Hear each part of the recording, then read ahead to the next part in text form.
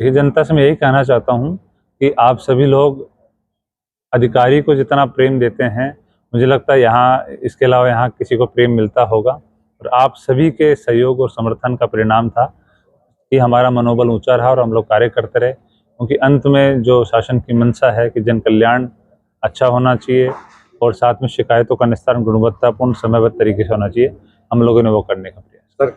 नहीं, बिल्कुल मेरा दिली इच्छा है कि यदि शासन का आदेश रहा, निर्देश रहा तो ज़रूर आजमगढ़ आया जाएगा। ये बहुत शानदार जनपद है, सीखने के लिए, काम करने के लिए यहाँ बहुत सारी संभावनाएं मौजूद हैं जो एक अधिकारी को एक अधिकारी के तौर पर निखार सकती है। जब एक अधिकारी सिर्फ कुर्सी नहीं बल्कि लोगों के दिलों पर राज करने लगे, तब उसकी विदाई एक खबर नहीं, एक एहसास बन जाती है। आजमगढ़ में आज कुछ ऐसा ही दृश्य देखने को मिला, जहां एक कर्मठ और लोकप्रिय अधिकारी को विदाई देते वक्त हर आंख नम थी। जनपद आजमगढ़ में तैनात जॉइंट मैजिस्ट्रेट सुनील धनवंता आईएएस के स्थानांतरण पर लेखपाल संवर्ग की ओर से एक गरिमामय, भव्य और भावनाओं से भरा विदाई एवं सम्मान समारोह आयोजित किया गया। अब उनका स्थानांतरण जनपद बहराइच में मुख्य विकास अधिकारी सीडीओ के पद पर हुआ है। समारोह के दौरान सुनील धनवंता को फूल मालाओं, शॉल और स्मृति चिन्हों से सम्मानित किया गया। हर तरफ तालियों की गूंज थी, लेकिन उन तालियों के बीच विदाई की कसक भी साफ महसूस की जा सकती थी। वक्ताओं ने अपने संबोधन में कहा कि सुनील धनवंता ने अपने कार्यकाल में सिर्फ प्रशासन नहीं चलाया, बल्कि एक भरोसे का माहौल खड़ा किया। वे अपनी तेज निर्णय क्षमता, पारदर्शी कार्यशैली और जमीनी जुड़ाव के लिए जाने जाते रहे। कई लोगों ने उन्हें गरीबों और फरियादियों के लिए उम्मीद की किरण बताया। कहा गया कि उनके दरबार से कोई भी फरियादी खाली हाथ नहीं लौटता था। समस्या चाहे छोटी हो या बड़ी, वे तुरंत संज्ञान लेकर कार्रवाई करने वाले अधिकारी रहे। उनकी यही कार्यशैली उन्हें आम जनता के बीच खास बनाती रही। हालांकि ये भी कहना ठीक होगा कि एक अधिकारी की छवि को लेकर अलग अलग अनुभव हो सकते हैं, लेकिन समारोह में मौजूद लोगों के शब्दों में उनके काम के प्रति सम्मान साफ झलकता रहा। लेखपाल संवर्ग की ओर से कहा गया, बहराइच को एक कर्मठ, ईमानदार और सक्रिय सीडीओ मिल रहा है, जबकि आजमगढ़ एक ऐसे अधिकारी को विदा कर रहा है जिसने अपने कार्यों से गहरी छाप छोड़ी है। कार्यक्रम के अंत में सुनील धनवंता ने सभी का आभार व्यक्त करते हुए कहा कि आजमगढ़ के लोग बेहद सहयोगी रहे और उन्हें हमेशा साथ मिला। उन्होंने ये भी स्पष्ट किया कि अगर कभी कार्य के दौरान कड़ा रुख अपनाना पड़ा तो वो व्यक्तिगत नहीं बल्कि पूरी तरह प्रशासनिक दायित्व का हिस्सा था और उनका किसी से कोई व्यक्तिगत मतभेद नहीं रहा। उन्होंने पत्रकारों का भी विशेष अभिनंदन करते हुए कहा कि उनका सहयोग लगातार मिलता रहा, जिससे कार्यों को बेहतर ढंग से अंजाम देने में मदद मिली।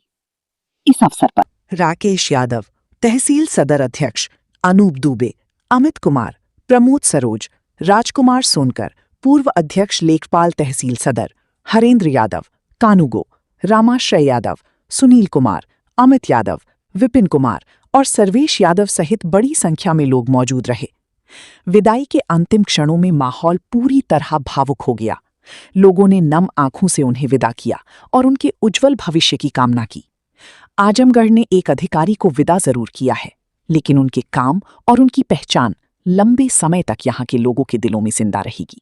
लेखपाल संघ की तरफ से आज ये विदाई समारोह रखा गया है और चूँकि मेरा स्थानांतरण आजमगढ़ से जनपद बहराइच के लिए हो गया है और मेरा यहाँ का कार्यकाल लगभग 19 माह का रहा है, जिस दौरान मुझे सभी लेखपाल बंधुओं से बहुत ज़्यादा सहयोग मिला है और ये इन लोग सभी का प्रेम है मेरे प्रति और मेरे प्रति इनका एक सहयोग है कि इन्होंने इस कार्यक्रम रखा है और अपने भावों को, उद्गारों को व्यक्त किया है।